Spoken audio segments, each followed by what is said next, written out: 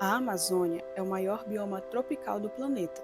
Com mais de 6 milhões de quilômetros quadrados, abrange 9 países e cerca de 60% de seu território está no Brasil.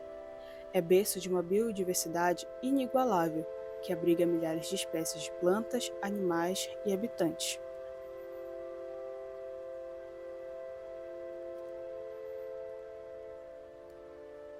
Além de sua importância ambiental, a Amazônia também possui uma história marcada por ciclos econômicos que moldaram o seu presente, de riquezas e explorações, de integração e exclusão.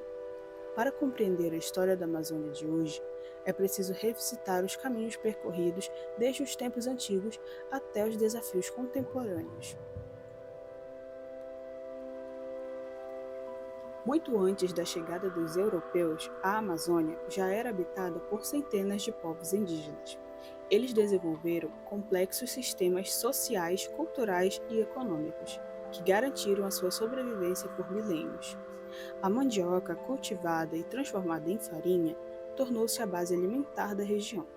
A caça e a pesca completavam a dieta, enquanto a floresta era manejada com sabedoria, preservando a sua biodiversidade.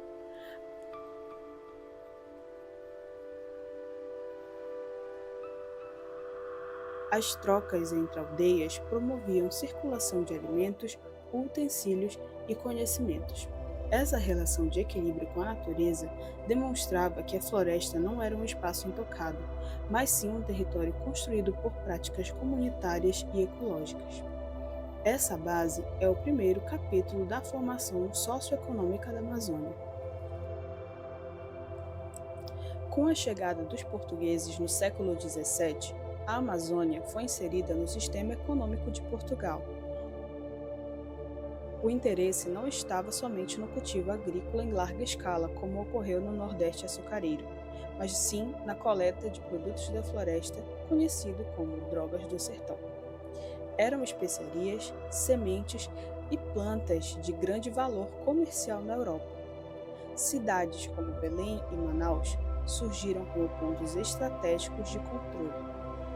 Esse ciclo representou o primeiro movimento de integração da Amazônia ao mundo europeu, marcado por violência, exploração e dependência econômica. No final do século XIX, a Amazônia viveu seu período de maior projeção mundial, o ciclo da borracha. O látex, extraído da seringueira, se tornou essencial para a indústria de pneus, maquinários e bens de consumo. Manaus e Belém transformaram-se em cidades cosmopolitas, com teatros luxuosos, bondes elétricos e uma elite que importava produtos diretamente da Europa. Mas por trás de todo o brilho havia uma dura realidade dos seringueiros, em sua maioria migrantes nordestinos submetidos a um regime de exploração que os prendia às dívidas impostas pelos seus patrões.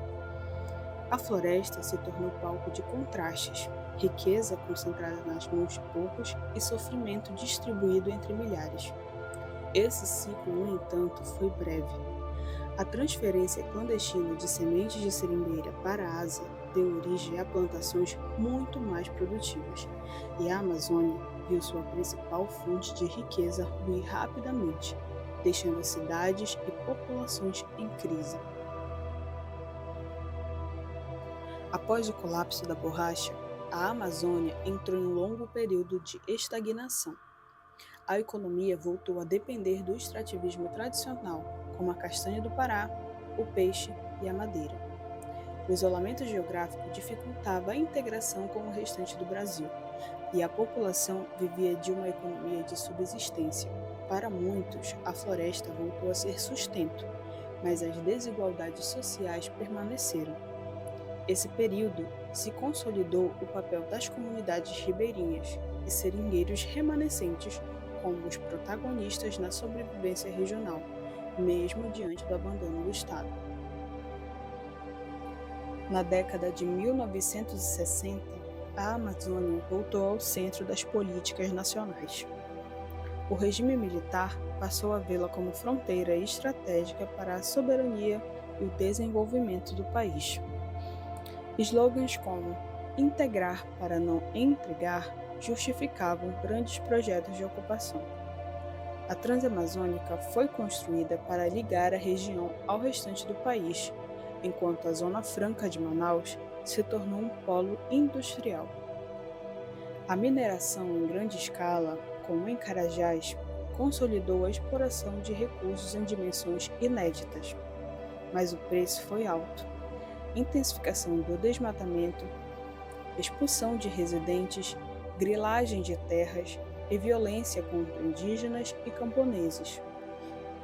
Essa fase marcou a transição da Amazônia de território isolado para uma fronteira integrada ao modelo de desenvolvimento nacional, mas às custas de enormes impactos sociais e ambientais. Hoje, a Amazônia vive entre contradições.